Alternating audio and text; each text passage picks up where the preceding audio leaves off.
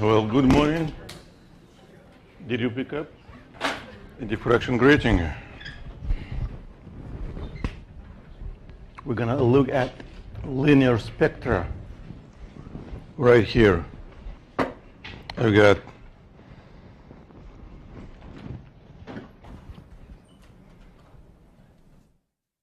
hydrogen tube, helium. Actually, what's the difference? Diatomic gas, monatomic gas. So here you're going to look at the molecular spectrum, and this is an atomic spectrum. And for that, you need a diffraction grating. We know it splits the light, and we know it does it differently for different wavelengths. Some kind of echo.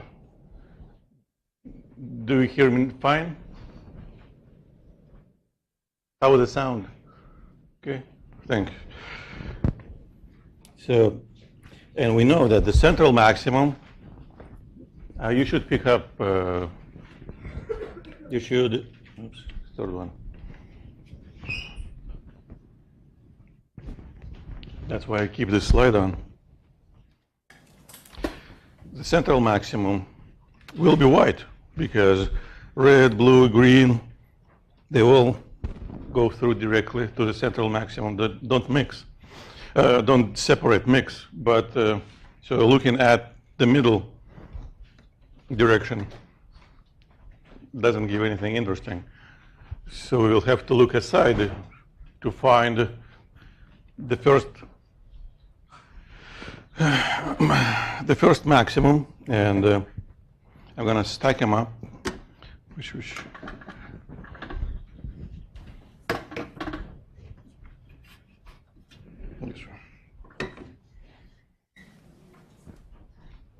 it's easier to see. And I'm gonna kill the light.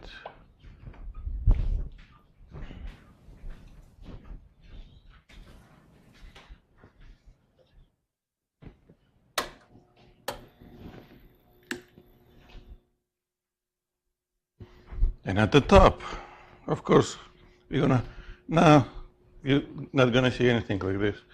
You're gonna look to the left or to the right. And if you look at about, 25, 30 degrees, you start seeing lines, blue, or violet, green, yellow, red, they to the right. And if you look higher, you can see a rainbow, continuous spectrum. Of course, because the filament produces light of all color. But if you look lower, well, for the helium, you don't see many lines. But for hydrogen, yeah, you can. I can see at least 1, 2, 3, 4, 5, 6 lines at the bottom, at the lower spectrum. And you can see they're different. So a spectrum for each element is like a fingerprint, a unique spectrum. So that's why we can look at anything and find what elements are there. For example, that is how helium was originally discovered. Someone just looked at the sun and they found lines which didn't exist before. And only after the helium was found on the Earth. And astronomers have been looking around for, well, 100 years. So by now we know, so far in the universe there is nothing else but same periodic table, nothing so far. Exactly same set of elements everywhere. And well, the only one real mystery remains is Where are the aliens?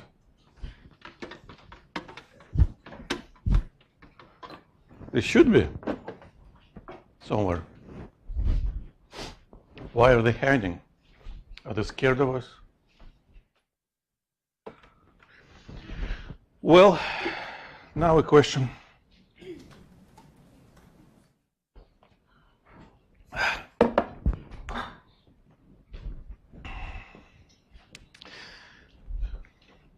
Helium, the second element in the periodic table. Helium-4 specifically is a stable isotope. Has 2 protons, 2 neutrons in the nucleus, and 2 electrons orbiting. So what can we do? We can weigh one atom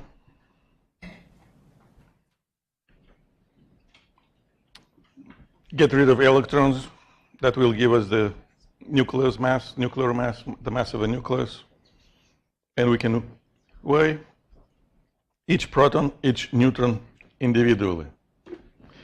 Well, first of all, of course, it's about bonding energy. And again, as an illustration of what it might be in general, as long as at least 2 objects attract each other, there is always binding energy. We just didn't call it that way. Even if we just had just any negative charge and any positive charge, they would attract each other.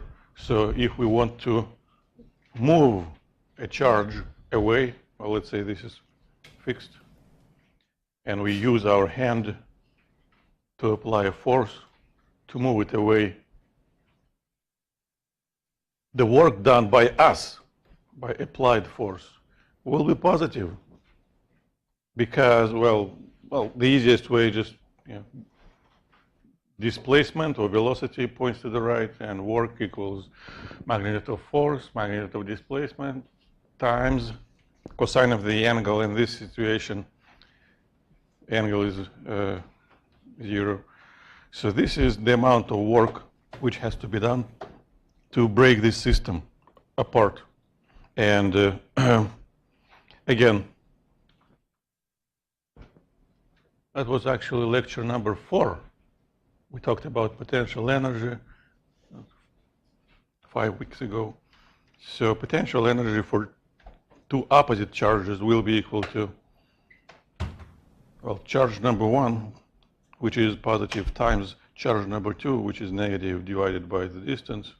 That's initial. And it will be a negative number because one charge is positive, second charge is negative. It has to be negative product. But the final potential energy will be equal to 0 when these 2 charges are infinitely far away. The distance is infinitely large. That's it. So how would we calculate the work done? Again, lecture 4. By what? The work done by electric field. By electric field should be equal to initial minus final potential energy. That's a definition of potential energy. But the work done by a hand, by an applied force, should be equal to opposite to that. So will be final minus initial. And again, it confirms that 0 minus a negative number gives positive amount of work. That is basically binding energy. The amount of work which has to be done to take it apart, that's the binding energy. And in this situation, we know that because we have to do work against the strong nuclear force. So initially, we have certain amount of energy stored in the nucleus. We have to do some positive work to get finally those 4 nucleons separated. So divided by c squared,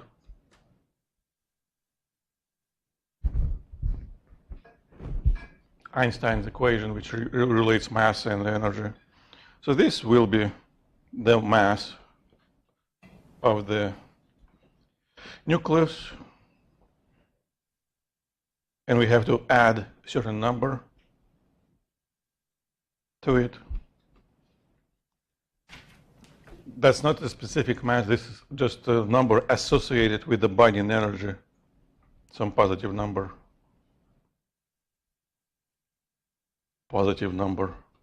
And that should give the mass of individual nucleons, so 2 of the protons, neutrons. So because this is a positive number related to a positive amount of work done, well, that again tells us that in terms of masses, a nucleus has less kilograms or grams or atomic mass units than all those particles individually.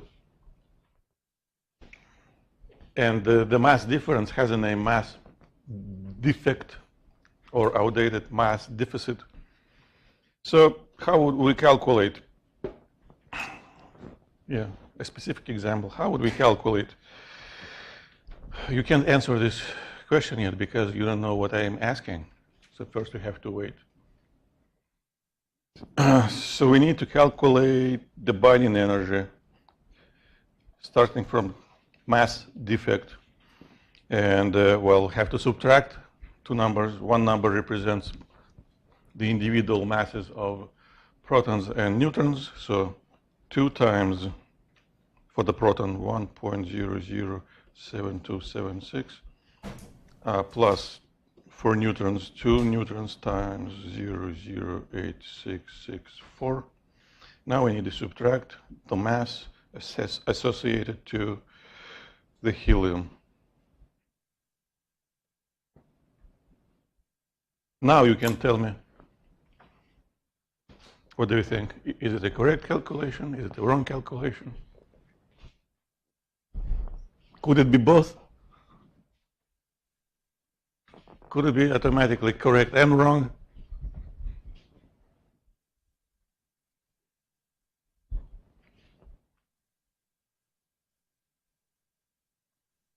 I'm giving you a hint.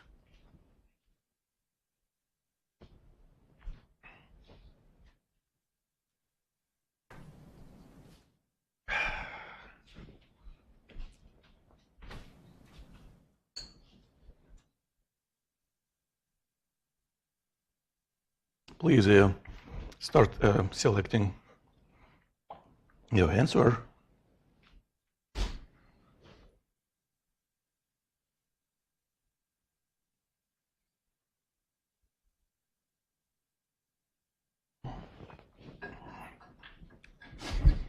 What did you select? Looks wrong. How does it look wrong? I see all the letters delta m equals 2. I understand everything. What's wrong? We are looking for the binding energy.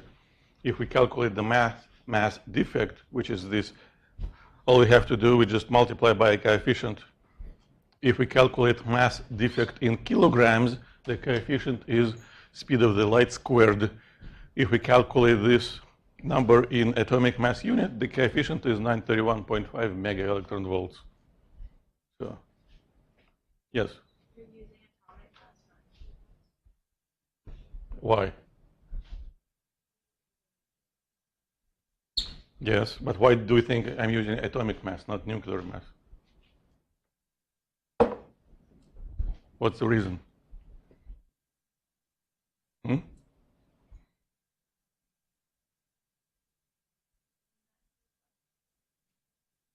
I know, that's wrong. I'm using the wrong mass, yeah. The question is why?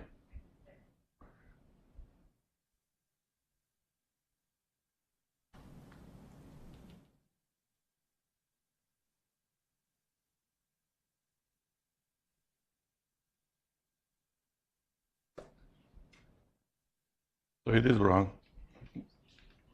Why? Because that's a typical mistake, and I want to show you a typical mistake. But it's an easy fix. We have to remember the difference between the atomic mass and the mass of a nucleus. Atomic mass includes the electron masses. So it's an easy fix. If you want to calculate the mass defect, we start from the same individual masses of a proton and two more masses of a neutron. And now we have to subtract what? Well, how do we get the nuclear mass from atomic mass? That's the atomic mass. And what do we need to do to that to make it the mass of a nucleus? Exactly how many electrons? 2. So we have to subtract 2 electron masses. 0.0054858. That's going to do it. And then we can multiply this number by this coefficient.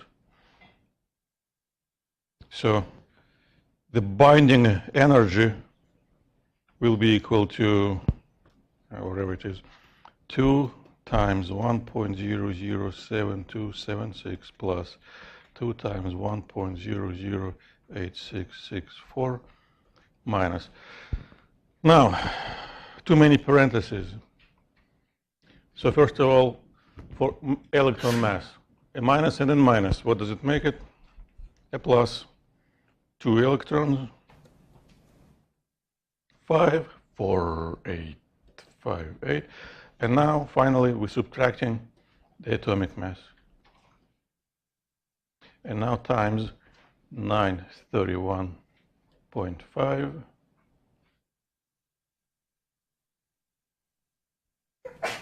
Bless you. 931.5. Again, mega electron volts. Mega means 10 to the 6 millions. That's it. Of course, we can make a generalization. That's a specific example, but in general, what would we have to do? Well, the mass defect should be equal to what? Again, well, just mass defect. How many protons should be used in general? Z protons. And each proton has a specific mass, the mass of the proton.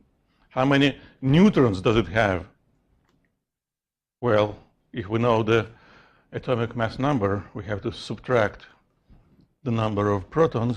That will be the number of neutrons, and we have to multiply by the mass of a single neutron. Now we have to subtract the mass of a nucleus, but it is equal to the atomic mass minus how many electron masses should we subtract? Z, the same number as the number of protons. That's it. So basically, we always can use atomic mass. We just need to do this calculation, which includes protons, neutrons, and electrons again. Minus and minus makes it plus electrons.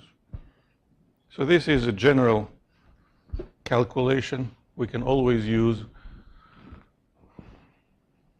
to calculate the mass defect and multiply by 931.5 to get the binding energy. So we have it here. So this is a calculation in joules. In that situation, everything is in kilograms, and this is speed of light in meters per second. But don't do that. Why? It's much more complicated. Much more easier would be using atomic mass units and just multiply by 931.5. Automatically gives you mega electron volts. What do we have here? Yeah. So the number of protons from the periodic table, the number of neutrons, and we know the number of electrons is equal to the number of protons. Chemistry. Oops, what did I do? That's what I want to do. One more example just to practice. Carbon. So, please take a minute or 2 minutes and calculate mass defect. That's what we need, because then we can just multiply by 931.5, that's it. So carbon 12 at the stable isotope, how many protons does it have? You should look it up. Hydrogen, helium, lithium, beryllium, boron, carbon. 6 numbers. 6. So how many protons? And how many neutrons? And how many electrons? And the only number which we need to kind of figure out is what is the atomic mass of carbon 12?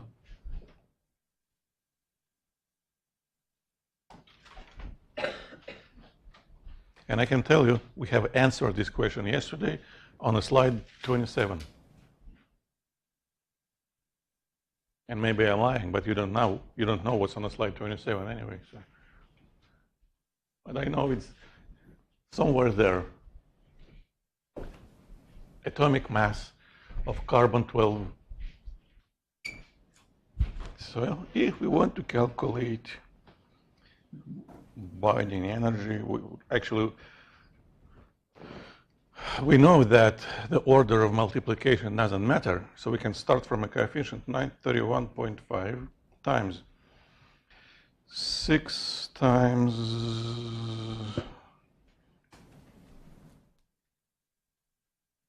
actually it's going to be 6 and 6 and 6, correct? So 6 will be a common factor.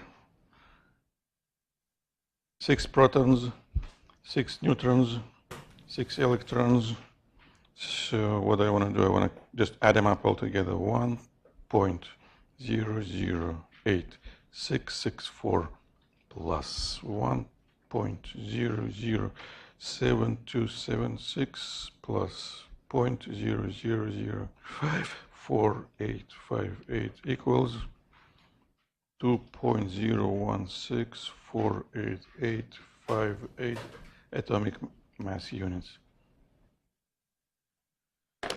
Yeah, every year I write worse and worse, something happening in my brain, or in my arm, or in my heart. So 6488858. And now we need to subtract the atomic mass of carbon 12. Please tell me the number. 12, because according to a definition, one atomic mass unit is 1/12 of that. That's it. So, first of all, immediately can see a positive number. 6 times 2 is 12, but there is something else, and we're subtracting 12. So there is binding energy. And what is going to be? Why did I erase it? I just had to 2.016488858 times 6 minus 12 times 931.5 equals 92.16 mega electron volts. Now, there is another very important physical quantity related to all elements is binding energy per nucleon. How many nucleons does it have? A. The number of nucleons is equal to the number of protons and neutrons together. So to calculate the binding energy per nucleon, we just have to calculate this ratio, 92.16 over how many? 12 divided by 12, about 7.7 mega electron volts per nucleon. There is a graph, of course, for all known elements. This energy per nucleon has been calculated. We can see where it peaks. And so that's calculation. That's the binding energy per nucleon. And that's the graph. We can look at this graph. We can see that, for example, uranium and carbon have very close binding energy per nucleon, but carbon-12 is stable, never splits, never decays. And uranium has no stable isotopes at all. Any isotope of uranium decays always, some are faster, some are slower, but they all decay. Why? Well, we know why, because it's all about balance between strong force and repulsive electric force. For a small nucleus, the strong force wins over, but if electric force decreases inversely distance squared, the strong force increases decreases much faster. So these nucleons which far apart, they cannot provide strong attraction anymore, and repulsion wins over, and eventually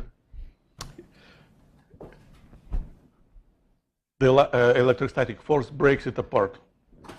And that's what we call a decay. And well, if you go to this link and you look at the chart, you can look at different elements.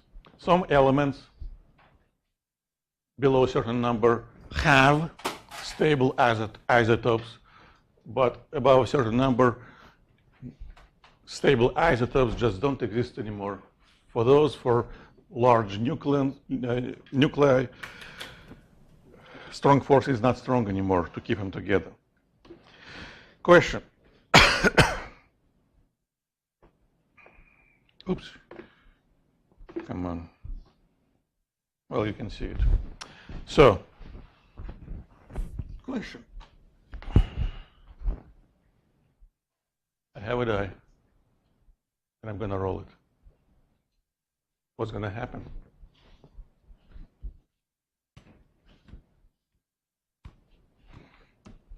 This is a situation where I expect everybody entering exactly same number. 100% correct answers. I will roll it. What did you press? What did you choose? Did you choose your answer? What is that?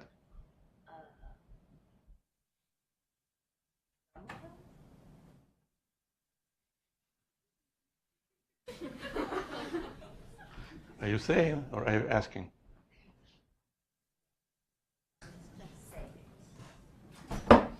I'll check right now your answer.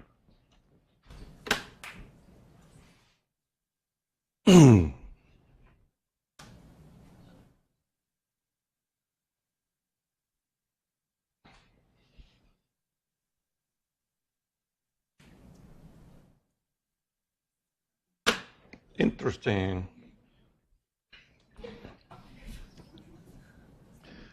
Well,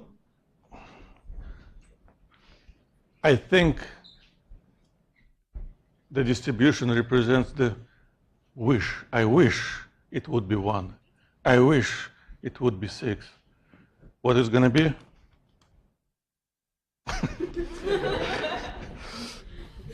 Five. Sorry, you lost. I won. What's going to be now?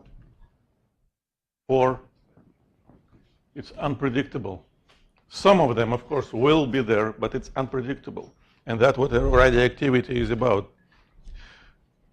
In classical physics, when we throw a ball, we can predict exactly when and where it's going to be if we know initial conditions, speed, forces acting on it. In quantum world, that's impossible. So let's say I have uranium-238 nucleus. I place it, well, 238. It's not a good example. It would take millions of years before it would decay. So 235, it decays much quicker. So I place it and I look at it. 1 Mississippi, 2 Mississippi, 3 Mississippi, 4. Something happened. It splits, it decays. All right, I write it down.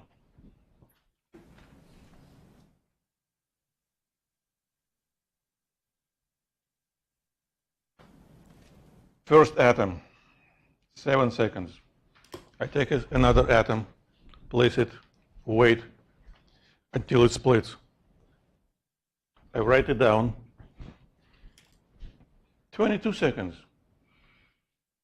Same atom, different time. So what do? I keep doing the same. 15 seconds, maybe 17 again, maybe 22 again, maybe 17.5, etc., etc. I have to do it a lot, many times, but after a while, I can see the average. So the average values only describe large numbers of events. It's practically impossible to make a prediction what will happen to a specific atom. But we can predict what will happen to many of those. We know that if we have many of radioactive atoms and we wait, eventually some split, another one, another one, another one. So if we use a large number of atoms,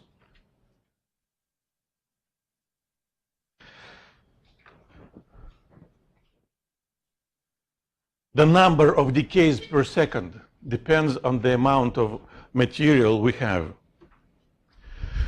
So this word activity in physics has two different meanings.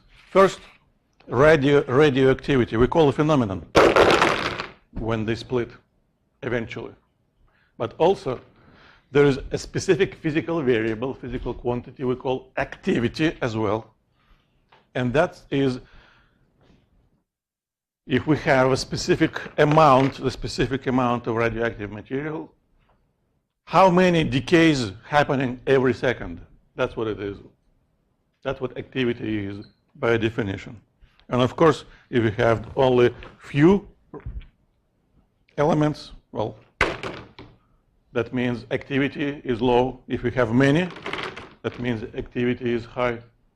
So activity, the number of decays per second, directly proportional to the amount of radioactive matter, or radioactive material. And first of all, this letter R, that's a standard symbol for activity. The unit of activity in international system of units is a becquerel, BQ. So it's 1 over a second because a number has no unit. Now, what it should be equal to? Well, the magnitude of it should be proportional to the number of elements, radioactive elements. If we have many, activity is higher. And the coefficient, of course, depends on, there's a specific coefficient. It depends on the material. This coefficient looks like wavelength because same letter, but it's not. Just historically, people use this coefficient, this letter lambda for the coefficient, and we call it decay constant. A decay constant is a coefficient which relates the instantaneous number of radioactive elements and the activity of this particular sample. A huge number, high activity; small number, low activity. What do we do now?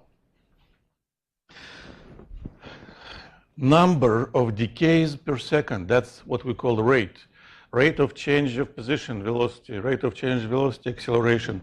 For any rate, we always have change in something over time. That's what rate mathematically means. The only problem is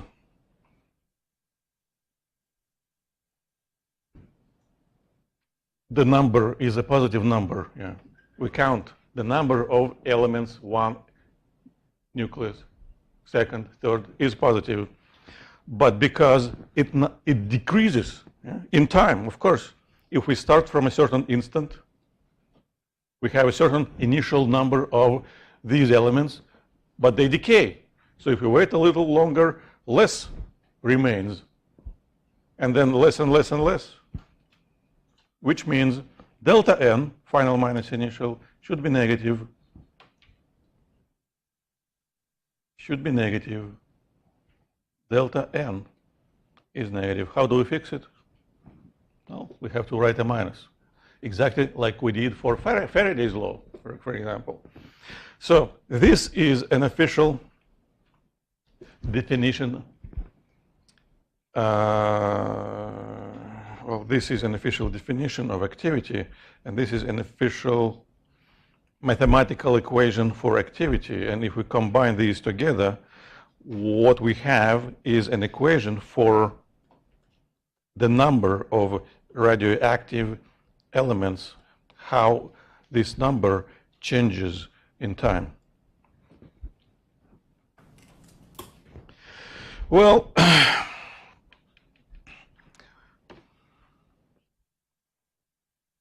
same equations. The problem is we don't know how to solve this equation. It is an equation.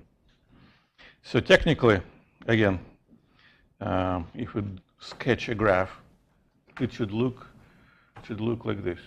The number of radioactive elements decreases in time from initial, well, eventually to 0. And what is delta n? What is rate of change? That is also called slope. And what is a slope? A slope is a tangent of a line. It is negative, as we can see, as it's supposed to be. But this slope here should be equal to this number there times this constant. Slope equals this. Well, we don't know how to solve it, but it's been done for us, of course. And the answer is this graph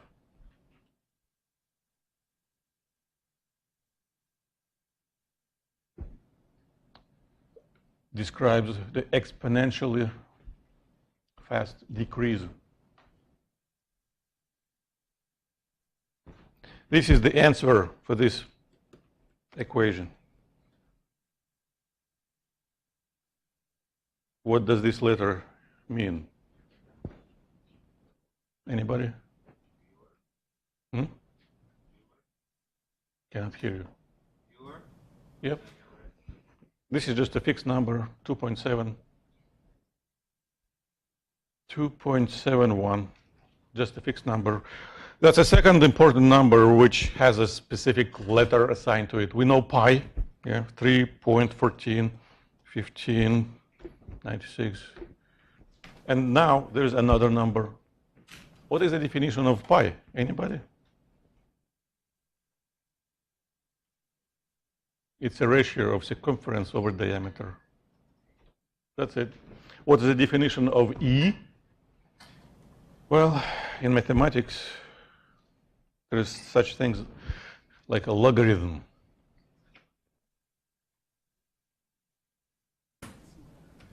That's what it is. We don't need to know that. We don't care. For us, it is just a number which is relatively close to 3, like pi, relatively close to 3. So this graph tells us how to calculate how many radioactive elements remain after certain period of time if we start from the initial number and the material is described by this specific decay constant. So this is now, this is at t equals 0, this is now at t equals t. That's it.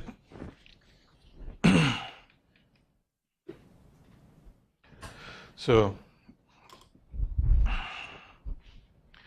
the variable inverse to the decay constant has a unit of time, seconds. This variable has a name, lifetime. What does it mean? If we use this equation, actually, now I want to add it. If we use this equation,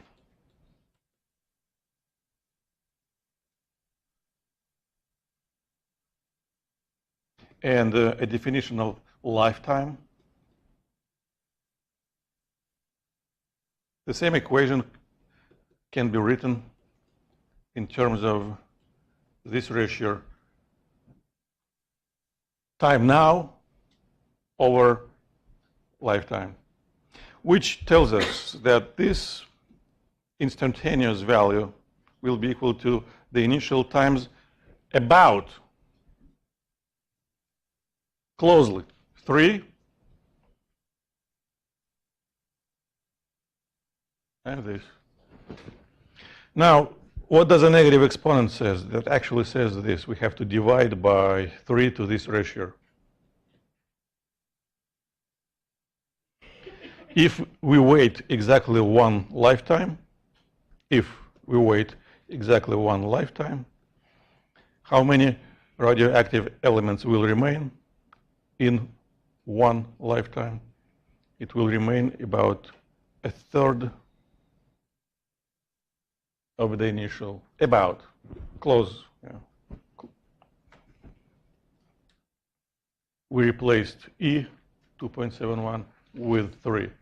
So every lifetime period, the number of radioactive elements decreases in about 3 times than before. That's what it is. Basically, nothing else. So this is the equation, the meaning of lifetime, and the question. The question is about 2 different elements. For the first element, this black line represents how fast the number of radioactive elements decreases with time. And now we need to figure out which of these lines, the red or the blue, represents an element with a larger decay constant. And you should choose. If you think the red, choose 1. If you think the blue, choose 2.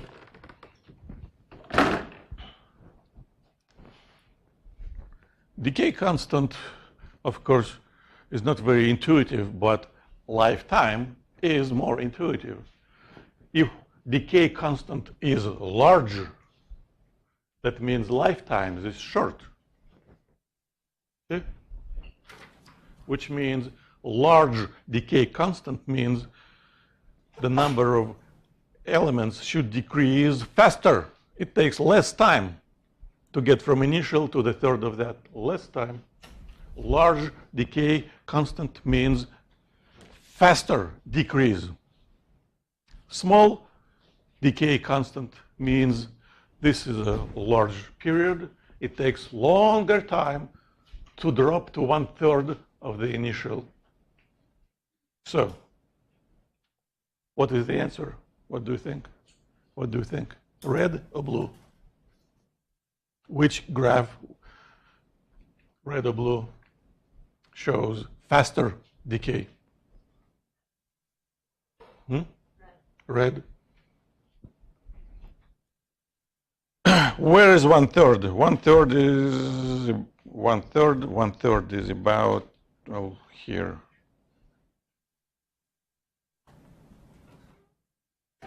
It takes less time for the red, T life red, to get to 1/3 than to all others.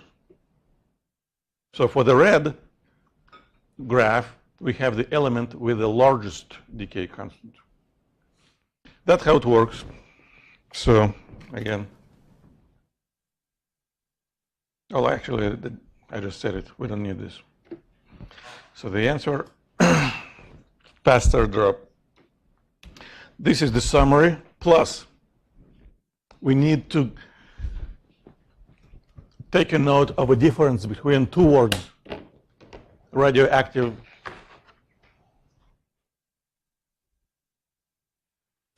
element and the radioactive sample. Element samples.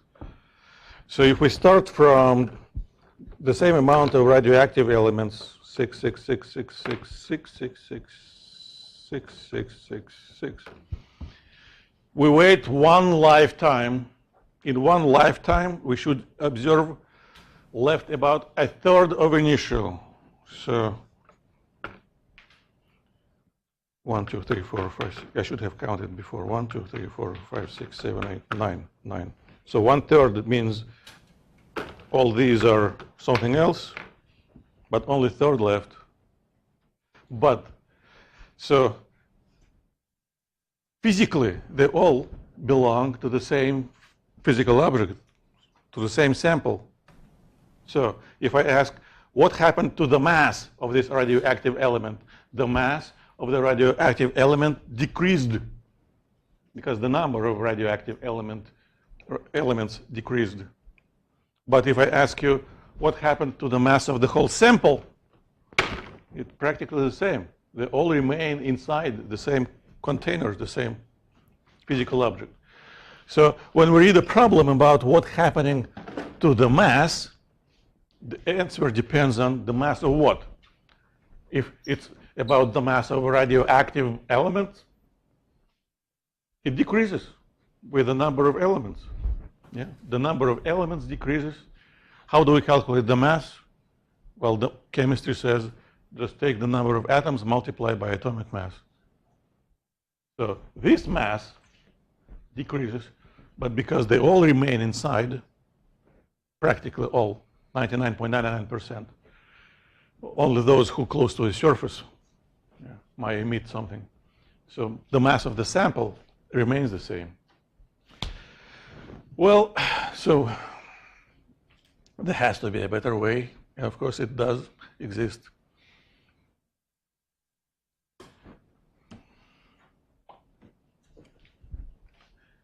This applet demonstrates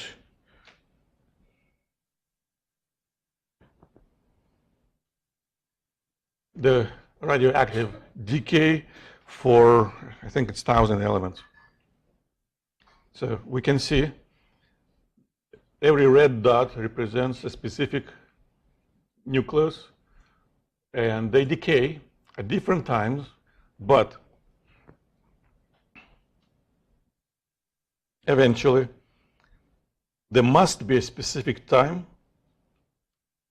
when exactly a half decays and exactly a half remains. It has to be. It has to happen somewhere. We're so close to that.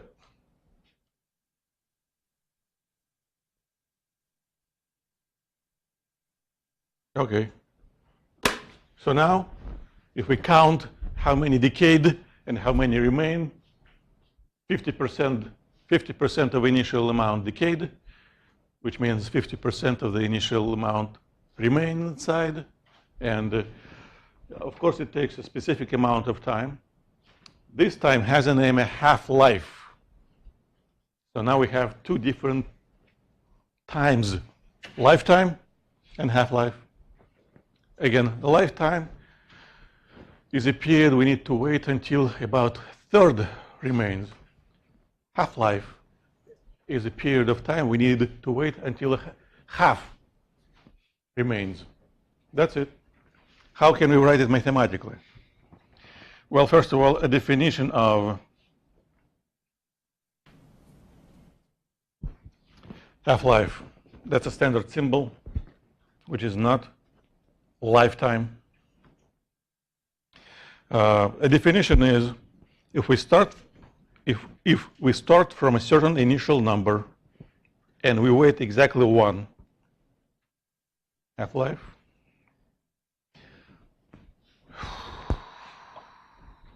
use your imagination.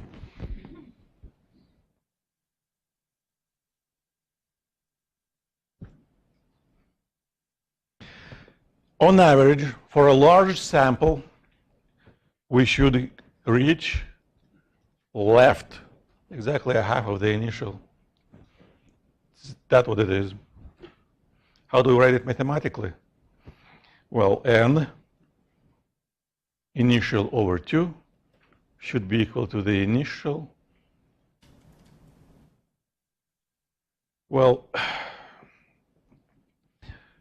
over 2 to the first, or times 2 to the negative first, or times 2 to the negative, and this is the ratio between this instant and a half-life.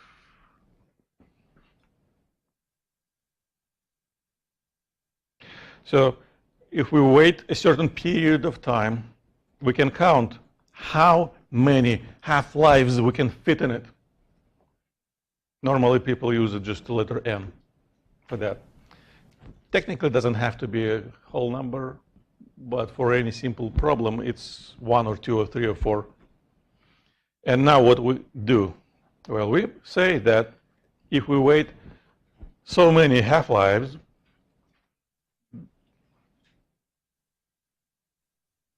we will be left with this number of radioactive elements undecayed, not decayed, remained. The initial number divided by this number of half-lives, because every time it decreases by a coefficient of 2. If we wait one more half-life, so it drops to what? By definition, it drops to a half of the initial for this period. So here it will be a half of the initial, which is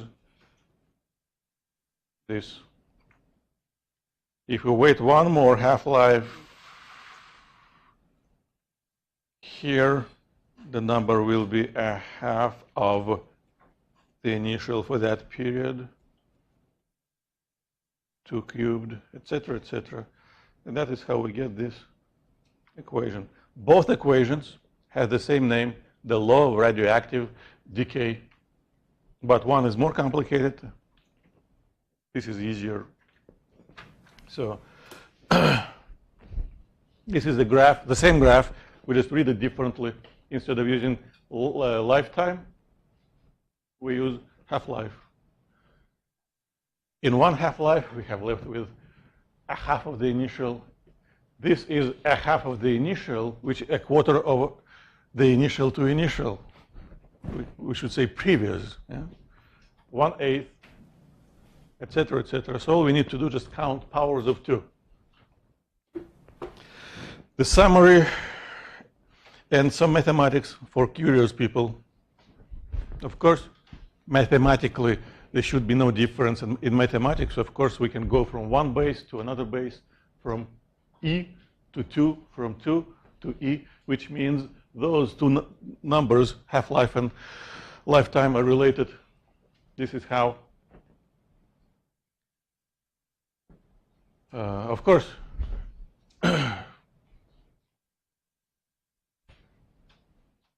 it's a natural logarithm.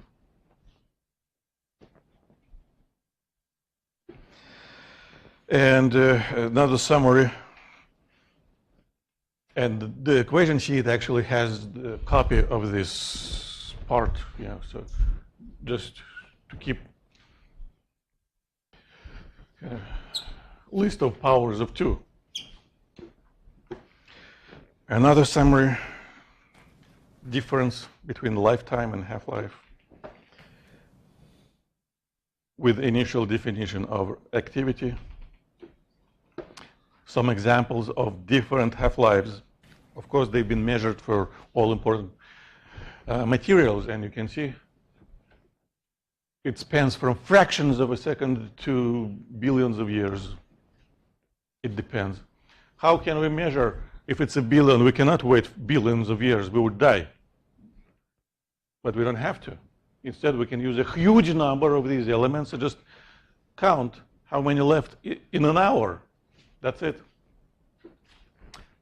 And we're done with the theory. What do we do now? Short memory test.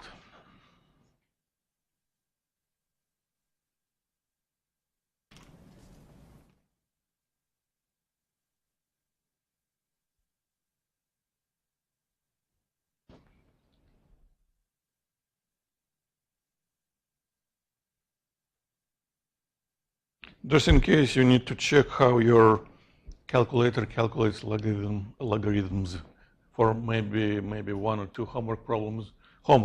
You may need to do that. I don't remember now. Now, so here, it's basically about physical meaning. Of course, there is an equation 2 slides before which relates those two, but you don't remember that equation. So what you have to do is physics. And physics is in the graph, is in a definition. We start from a certain number. We can call it 100%. It doesn't really matter. And eventually, we get left a half of that. What is a half of 100? 50%. Or eventually, we get left with a third of that. What is a third of 100? About 33%. So this happens, so that's the graph. This happens at this instant, and this happens at this instant. So this is a capital T, this is capital T. All we need to do is choose the subscript, right? That's time. And now the word half gives it away. Which is a half-life out of these two? The left or the right? What do you think? Half-life. This one or this one? Say any. No. Right is not right. A half means divided by 2. To which point should we get from 100 if we divide it by 2? 100 over 2, 50. This is a half-life, which automatically means this should be lifetime. And lifetime is longer.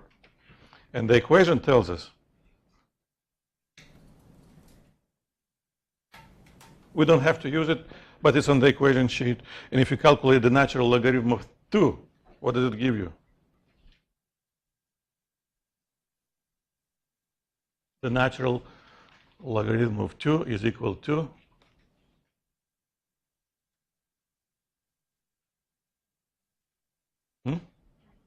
about 0.7. Yeah, so we take a number and multiply it by fraction. Well, okay, so the summary. Now, the question, I'm going to give you a minute or two to try to figure it out. So the word now normally means the initial instant, the time when we start the stopwatch. Starting from this time, the number of radioactive elements decreases. In this situation, it decreases from 128. So we have managed to have 128 nuclei of the same element. Where is it? Here. T equals 0. And we are waiting and counting. And well, this is actually what we can write down. Left remains in, so in the sample 64 in 1 hour. So first of all, the equation, the easy way to write the law of radioactive decay immediately tells us that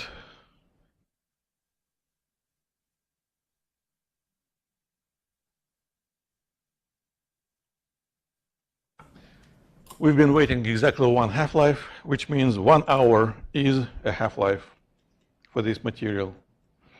So in 1 hour, we got left. If we wait 1 more hour, what's going to happen? 64 over 2. We got left with 32. If we wait 1 more hour, we're left only with 16 of the original. 1 more hour, 1 more hour, 1 more hour, 1 more hour. So if we wait 1, 2, 3, 4, 5, 6, 7 hours, we will be left with only 1 of the original radioactive atoms. We had 128, and now we only have 1. But it's still there, and it will eventually decay. So we have to wait on average 1 more half-life. Well, about an hour more until nothing is left. So 8 hours. The question is, can we find the answer by mathematical equation? Yes, we can, of course. But again, counting half-lives normally is much easier. So let's do it mathematically just to make sure. First of all, nothing is left. What does word nothing mean mathematically? 0. So our first intention to write an equation, can we solve this equation? Well, we can try. 2 to the nth will be equal to 128 divided by 0. What does it tell you? 128 divided by 0.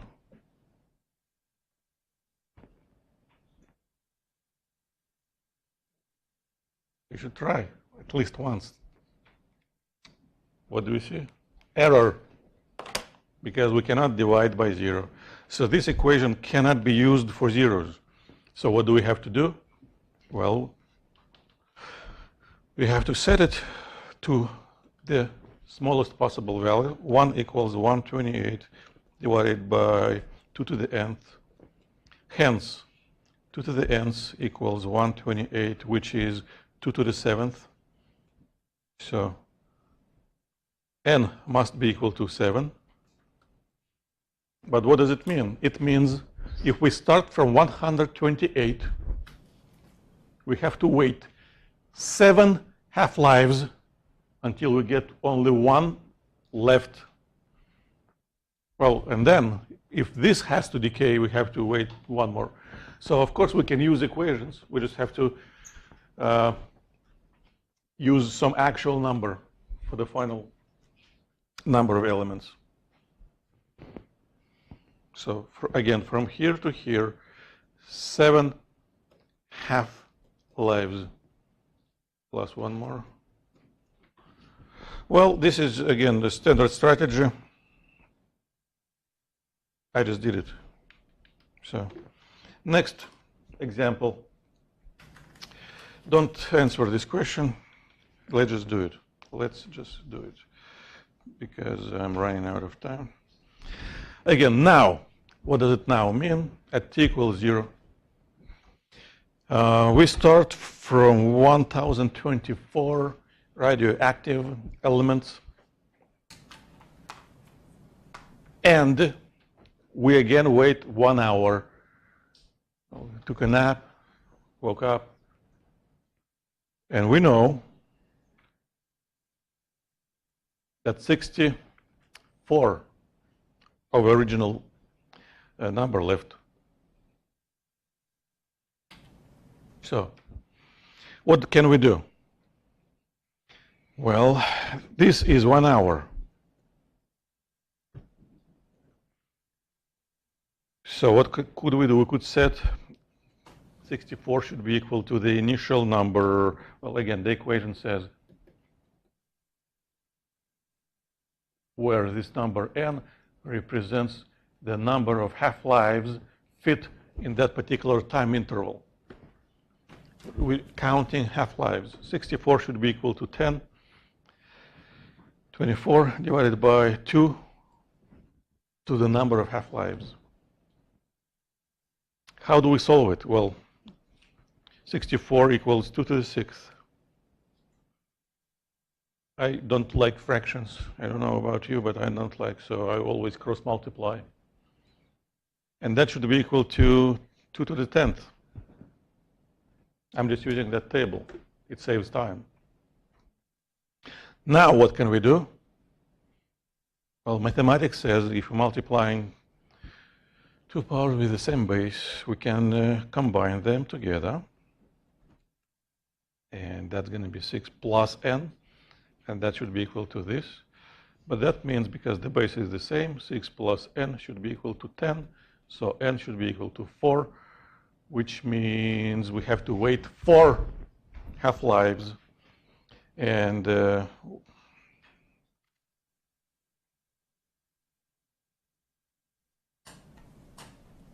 same answer comes automatically from just counting. We have to wait 1 half-life to get from 124 to a half of that. Then we have to wait 1 more half-life to get from 512 to a half of that. Then we have to wait 1 more half-life to get from 256 to a half of that, and 1 more.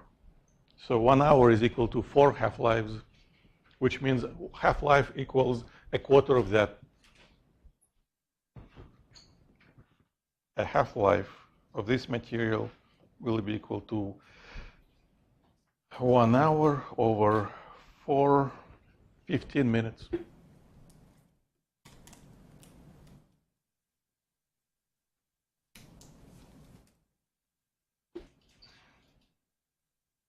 Again, let's don't do that. This is a slightly different situation, but I want to cover it. What is the difference between the previous problem and this one? One word, but it's very important. How many left? 64. How many will decay?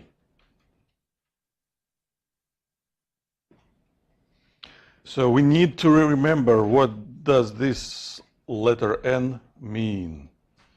It means left, remains. So if we start from this and we go down to this, How do we calculate how many decayed? The difference says how many disappeared. And that's what it is here. How many decays? This many. But now, of course, everything is clear. Now we can find how many remain. This will be equal to 1024 minus 1008, 16. And now we can write an equation. 16 equals 1024, 2 to the nth. Or we can count 1, 2, 3, 4, 5, 6. 6 half-lives. So annoying, I know.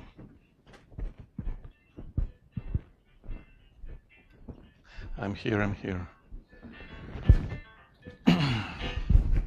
Well, oh, it's getting louder.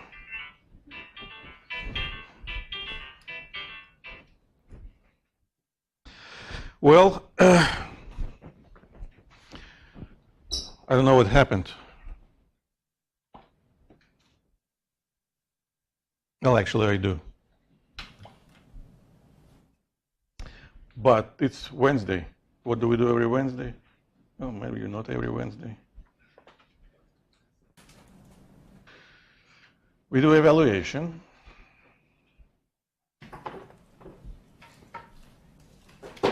And you've done it before. So you know nowadays it's done online. So you should check your email. You should receive an email with the same link, or you can just copy the link. If you don't have an email, please let me know. I can send it. But I'm done for today. Tomorrow we have the last lecture, and it's going to be relatively short as well. So maybe last 20, 25 minutes we can spend for questions and answers if you prepare those questions. And I'm going to go to do my office hours very soon. And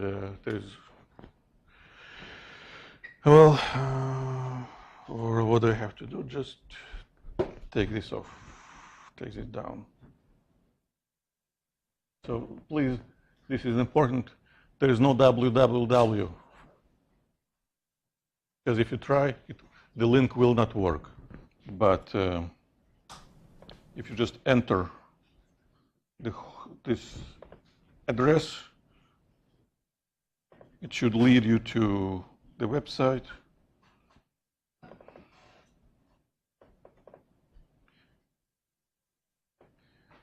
Officially, I'm already not here. You don't see me.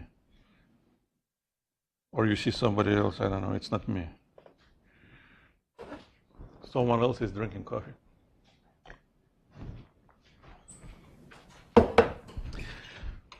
And then, of course, you don't have to wait until 10:30. Yeah. You're free to go.